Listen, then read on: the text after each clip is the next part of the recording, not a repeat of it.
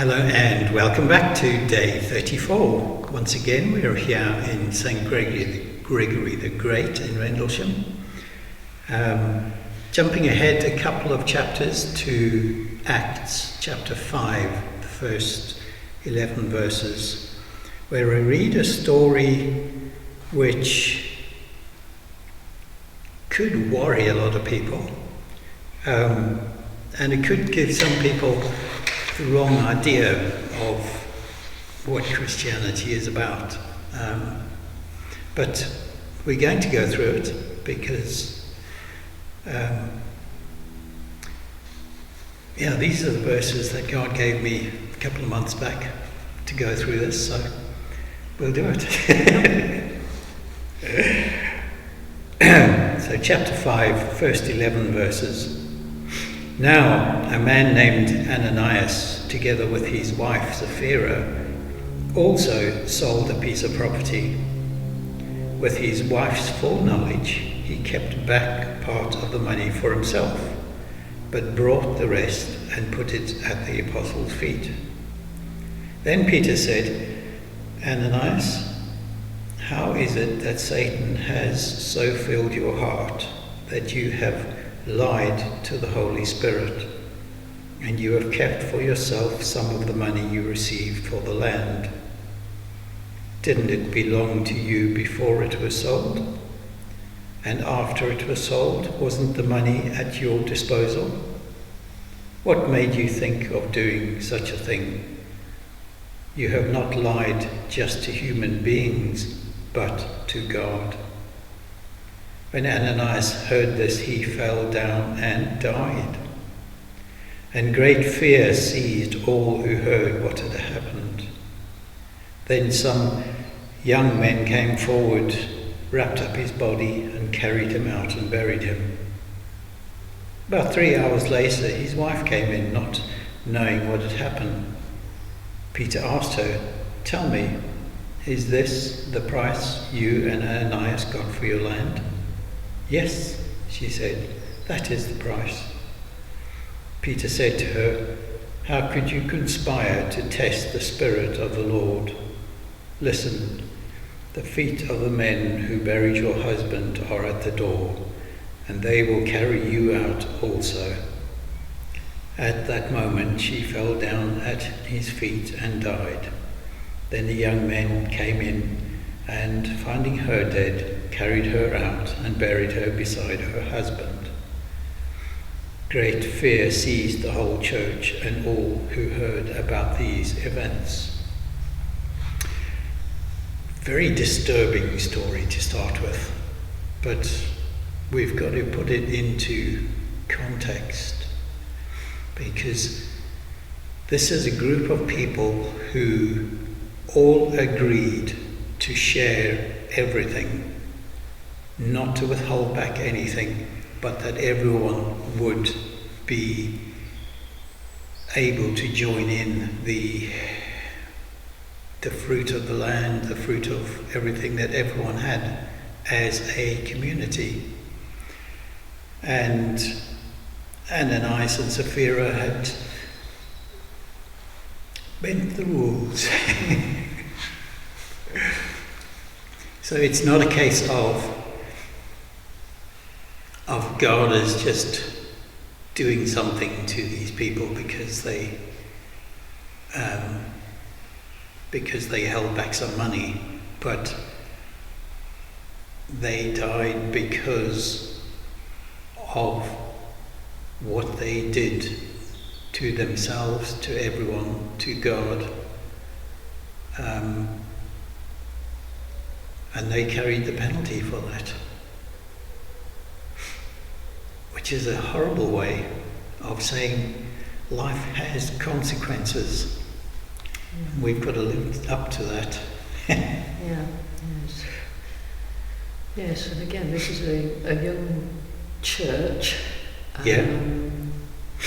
And given the circumstances you've described in terms of what had been agreed, then it was really important that the people of the church lived out they were supposed to be doing, and Yes. showing the rest of the world this is how you can live. You can, and so early in its life to have people doing things that were potentially going to call the church or this community into disrepute was very dangerous, I suspect, for the church, for the community, and so perhaps an example had to be set, and perhaps there's something there for us to learn in terms of our church today, whichever church it is. There are times when we should perhaps call things out, because the perception, the reputation of Christian communities can be damaged so easily. Yes, and we've seen that in the news for the last few years about certain church leaders. But if we try to ensure that we live by not just faith, but live for God's will in our lives, I think that's when we get the most out of our lives, because God knows what is best for us. These people had all gathered together to live out that. I'm sure that the disciples didn't just say, okay, let's create a community and we'll go by these rules. This was something given to them from God, and everyone agreed to that. Much like churches we have today, if we all agree to live within the constraints of our Christian belief, I think more people would like the church that we belong to. What about the role of forgiveness in this? Yes, that always gets me as well, because we are taught to forgive over and over again as much as we can. So why was it picked out on the first offence? Although we don't know this was the first offence, but we assume it was because of the way the story is written. I think it comes back to what you were saying, is the Christian community could have been irreparably damaged by them keeping back the money. Because as soon as word got out, everyone would want to do that. And that would break the community, because the poorer people are giving everything they have. Why can't the rich do that? Ooh, I sound like a politician. Goodness. Yes.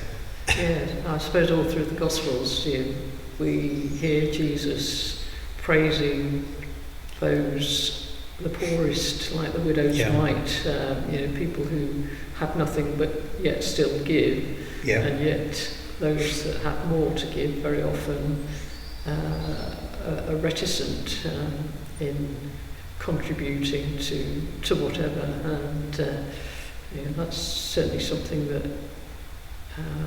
I try and keep in mind. Feel very fortunate with everything that God has given me, and yet there are still people with far less than I have who are more generous than I am in all sorts of ways. Yeah. And the world around us doesn't raise us to be like that, does it? It's very much talking about focusing on yourself, on your own wealth, building up your own wealth, building up your own self-worth, whereas God is saying no, look after each other and live with each other in love and faith. There's something to aim for. Well, thank you again, Gillian, for joining us in this wonderful church. That's empty and echoing like anything. On this beautiful day. Yes. So thank you for joining us online as well. And we'll see you on the next one.